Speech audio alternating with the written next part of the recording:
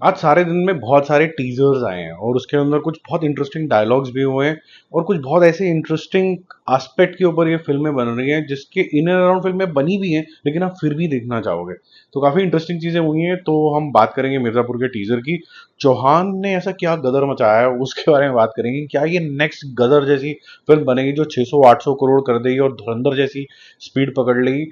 क्या वाईआरएफ ने एक ऐसी टेक्निक लगा दी है जिसकी वजह से वो बैक ऑन ट्रैक आ सकते हैं? और फिर क्या राजकुमार राव की कोई एक ऐसी स्पेशल फिल्म आने वाली है जिसमें वो सुपर कॉन्फिडेंट लग रहे हैं?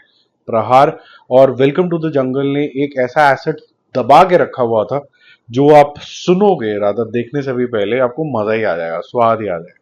तो पहले हम बात करते हैं वेलकम टू द जंगल की। इसका जो थीम सॉन्ग है वो बाहर आया और इसको बहुत अजीब तरीके से प्रेजेंट किया गया। पहले आपको दिखाया गया कि जो इसके मेकर्स हैं उसने क्या क्या फिल्में प्रोड्यूस करी हैं जिसके अंदर यही सब तिगड़ी, जिसके अंदर सुनील शेट्टी, अक्षय कुमार, परेश रावल, बहुत अच्छी अच्छी वेलकम करी, कभी आवारा पागल दीवाना करी, ये सारी चीजें करी, हेरा फेरी के भी उन्होंने शॉट्स उठाए। तो आप बिल्कुल नॉस्टैल्जिक जोन के अंदर होते हो। Now presenting welcome 3, welcome to the jungle. और उस जंगल के बाद आप एक ऐसे हाई ऑक्टेन थंपिंग सॉन्ग के अंदर चले जाते हो कि मैंने एक गाड़ी में सुना था ये। ठीक है, तो पूरा डुब डुब डुब डुब डुब डुब डुब करके हिल गया था बिल्कुल ही। तो बहुत इंटरेस्टिंग तरीके का इसका साउंड स्ट्रक्चर रखा गया।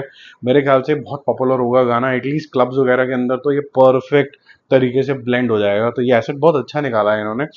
और अक्षय कुमार ने तो वैसे ही बोल दिया है मजाक मजाक में, भैया इस टाइम मेरे को ना इस बारी स्टार्स वार्स मत देना क्रिटिक्स, मुझे ना देना स्माइलीज। कितने स्माइली आपको आए दिमाग के अंदर हंसी के ऊपर फैमिली के साथ बैठे बैठे जब आपने ये फिल्म देखी? हो सकता है ये फिल्म बहुत ज्यादा बड़ी स्लैपस्टिक हो सकता है कि जिस तरीके से इसका टीजर कटा है वो अच्छा था, ट्रेलर नॉट सो अच्छा था, कुछ गाने बहुत अच्छे थे, वो भोजपुरी वाला गाना भी काफी पॉपुलर हो गया था। हो सकता है कि इसके अंदर एक हिडन तरीके की चीज हो जो आपको स्वाद दे दे, क्योंकि इसके साथ एसोसिएटेड जो आर्टिस्ट हैं वो काफी ज्यादा अच्छे हैं। डायरेक्टर की थोड़ी कच्ची पिटी है ये हम मानते हैं, अहमद जी की, लेकिन नीरज वोरा साहब ने लिखी है तो स्टोरी के अंदर दमखम तो हो सकता है। बाकी अक्षय कुमार के अंदर इतना दमखम तो है कि वो पूरी स्पॉटलाइट जो है वो अपने तरफ इतने अच्छे तरीके से लेके आ जाएगा, इतनी एनर्जी डाल रहे हैं कि आपको लगेगा कि चलो वेरी गुड, मेरा एंटरटेनमेंट तो बहुत अच्छा हो गया। और कई बार पिक्चरें सिर्फ एफर्ट और एंटरटेनमेंट के माध्यम, अगर उसमें बहुत ज्यादा हो मसाला, एक्टर्स का भी कंट्रीब्यूशन हो तो कई बार चल जाती है। तो आई एम होपफुल, बट इसका जो एडवांस बुकिंग है वो खास ज्यादा इंटरेस्टिंग नहीं आ रहा है। अभी तक लगभग लगभग ऐसा लग रहा है कि 1 लाख टिकटें बिकेंगी। 1 लाख टिकटें के हिसाब से 3-3.5 लाख, 3.5 करोड़ रुपए के आसपास का इसका एडवांस बुकिंग होगा हायर साइड के ऊपर, विच मीन्स कि ये ओपन जो होगी, जो सोचा जा रहा था कि 18-19 करोड़ होगी, अभी एट द मोमेंट लग रहा है कि जस्ट अबाउट डबल डिजिट के ऊपर आ पाएगी। बट अभी जो रात है वो बची हुई है, अभी एक पूरा दिन बचा हुआ है इसके रिलीज से पहले, और कल पेड प्रीमियर भी होंगे, तो होपफुली ये पिकअप कर जाएगी। ठीक है, तो good luck to the film. ऐसी फिल्में बनती रहनी चाहिए क्योंकि थोड़ा सा माइंड को रिफ्रेश करने में काम आती है। माइंड को हिला देने वाला जो भौकाल होता है कि यार तू भाई आंखें मत झपकियो, दिखता जाए कौन से कैरेक्टर्स हैं, क्या कर रहे हैं, किसको मार रहे हैं, क्यों मार रहे हैं, इतना खून खराबा, उफ। इस तरीके की चीजें जो है वो मिर्जापुर में आपको देखने को मिली थी, जो अब ट्रांसफॉर्म हो रही है फिल्म के अंदर।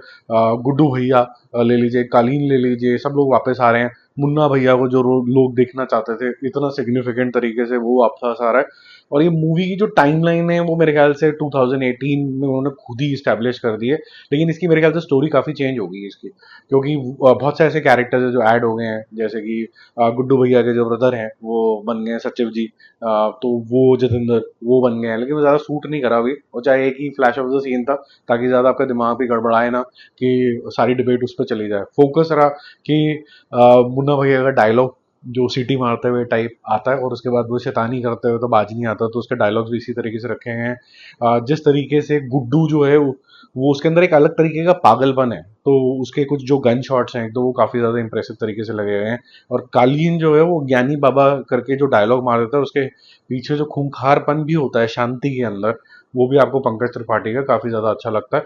सबने बहुत बढ़िया, देवेंदु का काफी अच्छा रोल आपको लगेगा, गुड्डू इन अली फजल के रूप में, फजल अली के रूप में बहुत अच्छा लगेगा। कालीन तो है ही बढ़िया, बाकी लोग भी सब गोलू वोलू सब वापस आ रहे हैं। और ये जो सीजन 3 के अंदर गोलू मिर्जापुर बन गई थी, अब उसको हटा के ये मिर्जापुर मिर्जापुर है।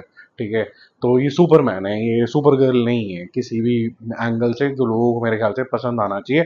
अगर आप गर्ल ओरिएंटेड वुमन ओरिएंटेड चीज देख रहे हैं जैसे कि वंडर वुमन, तो आपको फिर स्वाद ही वहीं पर आता है। आपको वंडर मैन नहीं देखना है, आपको वही देखना है उस टाइम पे, और मजा आता है देखते हुए गर्ल गेट आउट को देखते हुए। उसी तरीके से जब आपका दिमाग फिक्सेटेड हो गया किसी चीज के ऊपर, उसको हिलाओ जबरदस्ती, जेंडर दूसरा ले आओ, ये ले आओ, उसमें समझ में नहीं आता है।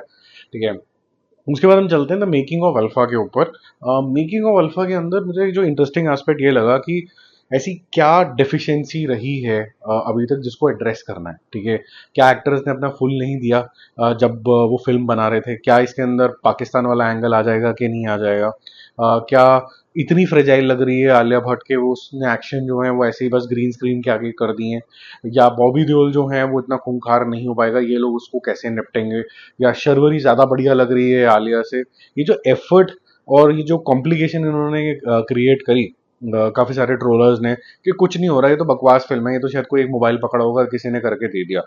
तो मेरे ख्याल से उसको राइटफुली इनकी जो मार्केटिंग टीम है मेकिंग ऑफ अल्फा के अंदर अच्छे से तरीके से एड्रेस करती है।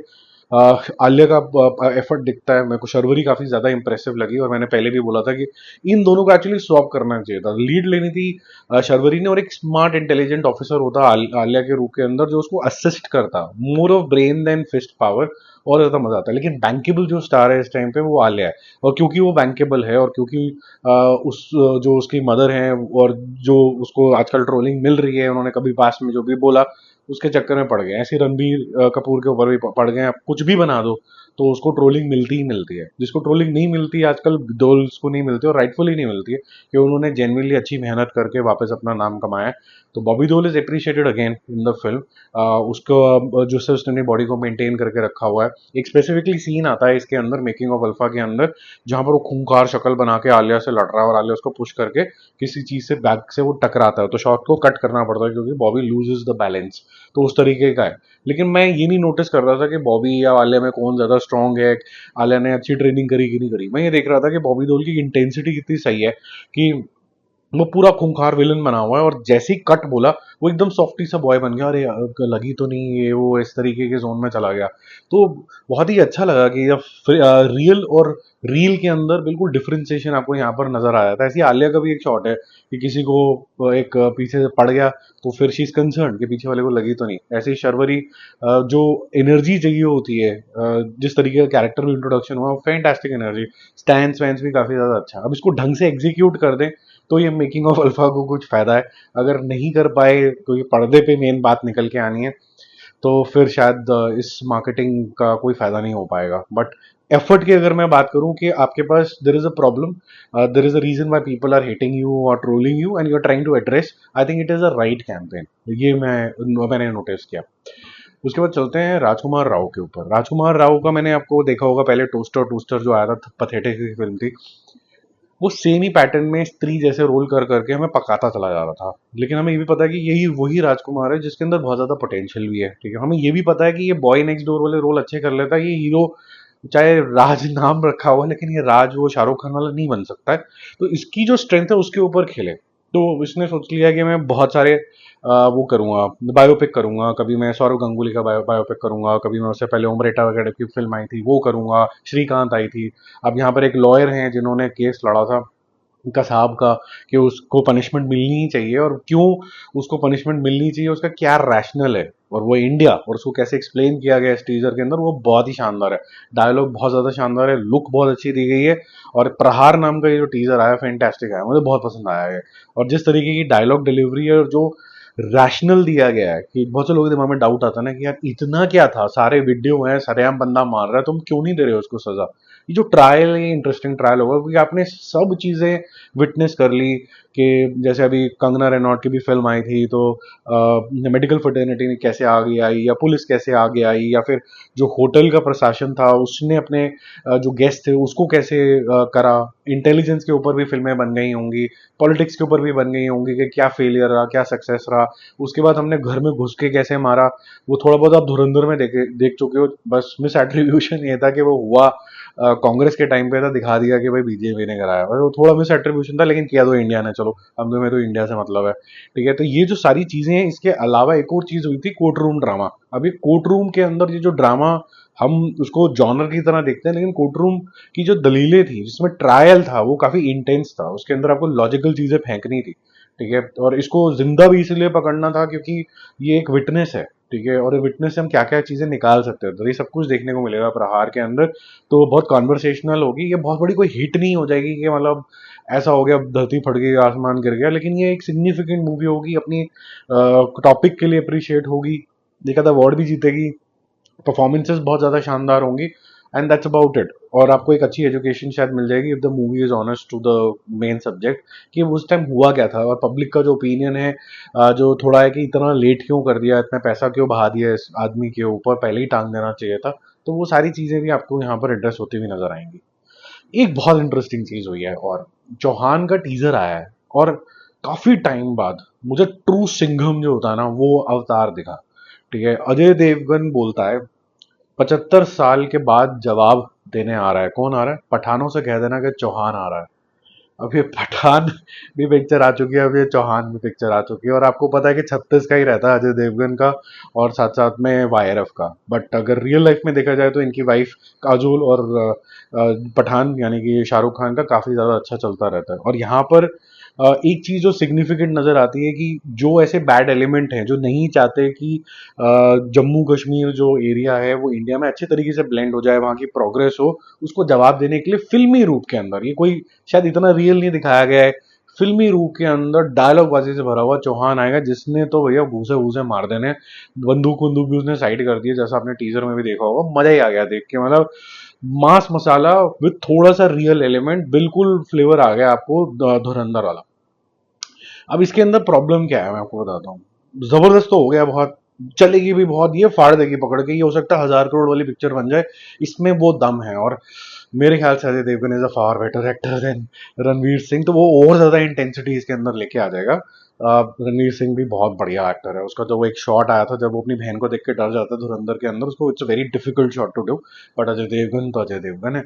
इसमें होगा क्या कि इंडस्ट्री के अंदर जो डिवाइड एंड रूल चलता चला जा रहा है कि जैसी पिक्चर बनेगी तो जो जिसकी चली वो आउटसाइडर हो जाता है और बाकी सारे इनसाइडर हो जाते हैं, या वो इंडिपेंडेंट डायरेक्टर बन जाता है, या फिर बॉलीवुड सेपरेट हो जाता है, या बॉलीवुड इज नॉट सपोर्टिंग हो जाता है, या फिर इस तरीके की हिंदू मुसलमान वाला क्राइटेरिया बन जाता है। ये आपने होते हुए देख लिया होगा। ये करा क्यों जा रहा है? ताकि ये इंडस्ट्री कभी भी साथ हो ही ना पाए, तो कुछ ना कुछ कलेश करते रहो। अब ये जो डायलॉग्स लिखे गए हैं, क्या लगता है रिफ्ट नहीं क्रिएट होगी या 100% रिफ्ट क्रिएट होगी? ठीक है, क्या नहीं होना चाहिए ये डायलॉग? ये भी तो सवाल है। होना चाहिए, क्यों नहीं होना चाहिए? क्योंकि अगर कोई क्रिएट कर रहा है ट्रबल तो उसको आंसर तो मिलना चाहिए। और जो प्राउड इंडियन आपके अंदर की जो आवाज होती है वो तो यही बोलती है कि जो हमारे यहाँ के ओरिजिन के जो लोग हैं, चौहान ले लीजिए, अग्रवाल ले लीजिए, जो भी ले लीजिए, वो कैसे जवाब देंगे, हमें ये सुनना है। ठीक है, हमारी स्टोरी क्या है, हमें ये सुनना है। और जो भी यहाँ पर आए थे कलेश करने के लिए, उनको तो जवाब मिलेगा, ये भी सही है। लेकिन आज के टाइम में जब सब इधर उधर ब्लेंड हो गया है, उस ब्लेंड के अंदर क्या ये कलेश क्रिएट कर देगी? इसकी समझ मैं आपके ऊपर छोड़ता हूँ, या इसको और अच्छे तरीके से हैंडल कर दिया जाना चाहिए था कि अच्छा बुरा इंसान होता है, शायद कम्युनिटी नहीं होती। ये सेंसिबिलिटी मैं आपके ऊपर छोड़ूंगा। इसके ऊपर कमेंट्स हो सकते हैं, इसके ऊपर डिबेट हो सकती है, तो प्लीज डिबेट करिए और हेल्दी डिबेट करिए। और जिन लोगों को गाली देने का बड़ा मन करता है वो अपने दोस्तों यारों के साथ वहां करिए, इस चैनल के ऊपर ना करें। जो करना है करो, आपकी इच्छा है, लेकिन यहाँ कॉमेंट बाजी में ये सब डर्टी चीजें ना करो। एक अच्छी हेल्दी डिबेट करो कि कैसे इसको हैंडल करना चाहिए था, ये करने की जरूरत ही नहीं है। ठीक है, बाकी जल्दी मिलते हैं रिव्यूज और अपडेट्स के साथ। Hope you like this segment of movie शूवी। Bye bye.